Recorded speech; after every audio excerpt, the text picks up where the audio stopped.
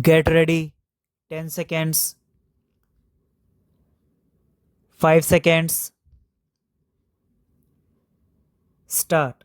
I am very grateful to the Government of India for having invited me to deliver the Sardar Patel Memorial Lectures this year on Mahatma Gandhi.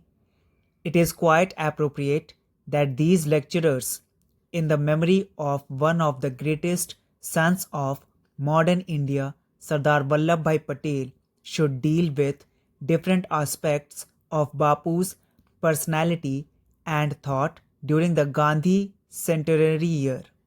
Sardar Patel had worked shoulder to shoulder with Gandhiji during our struggle for freedom and was one of his closest followers and co-workers.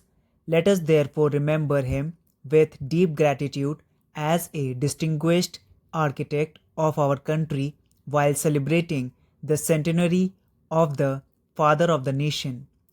I regard the centenary as a God sent opportunity for India and the world because it affords a rare chance to all of us to recollect once again Bapu's basic ideals and philosophy with a view to solving our own existing problems in a spirit of dedication.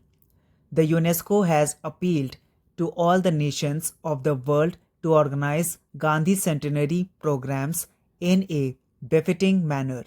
In our own country, the National Committee has already drawn up an ambitious program of holding exhibitions, erecting memorial pillars, publishing Gandhian literature, intensifying various items of constructive work, and issuing special stamps and coins. Even so, there prevails a general impression in India that we have been gradually forgetting Gandhiji's high ideals and his way of life and work. It is therefore our sacred duty to do some critical thinking and introspection during this period with a view to reorienting our policies and programs for national development.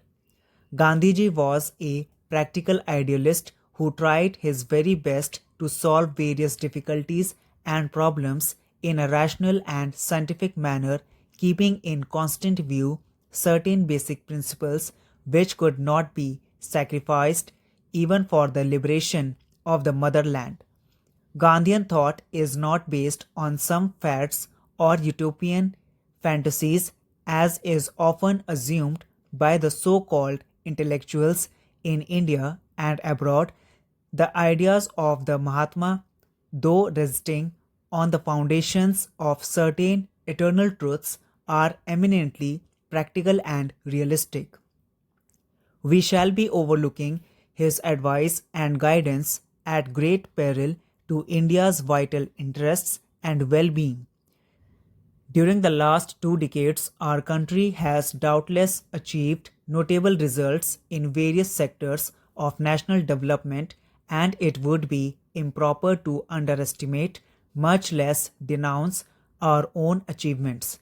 Nevertheless, the fact remains that we have not been able to resolve some of our basic problems of hunger, poverty, and unemployment. Further, while endeavoring to increase the rate of economic growth and augment production in agriculture and industry, we have not paid adequate attention towards strengthening the ethical standards of our people. Gandhi always stressed the great need for raising the moral stature of human beings while attempting to raise their standards of material living. He repeatedly reminded us that a nation did not become great merely by erecting huge buildings, establishing giant factories, and multiplying wealth for economic prosperity. While all these are important for upgrading the living standards of the people, a country becomes really great and worthy of respect only if her citizens practice the sterling qualities of the head and the heart which inspires them to sacrifice gladly their individual good for the larger interests of the nation. When we study Gandhiji's early life, we are surprised to find that he was in several ways a very average person and in some respects even below the average. As a student, he did not show any outstanding merit or brilliance. As a barrister, he did not make any special mark in India or in South Africa. As a political leader, he trembled while trying to sponsor a resolution at one of the sessions of the Indian National Congress. Neither did he possess any special qualities of eloquence in public utterances, and yet he was able to make a very deep impact on all those who came in contact with him.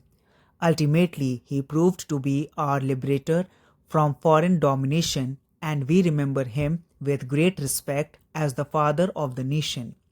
The secret of his wide influence essentially lies in his insistence on truth and nonviolence and his dedication to a life of sacrifice and service. He captioned his autobiography as the story of my experiments with truth. Even during the freedom struggle, Gandhiji never compromised with the principles of truth and non-violence for achieving temporary gains. He was prepared to sacrifice everything for winning India's independence, but not those fundamental ideals which to him were much more crucial than even Swaraj for India.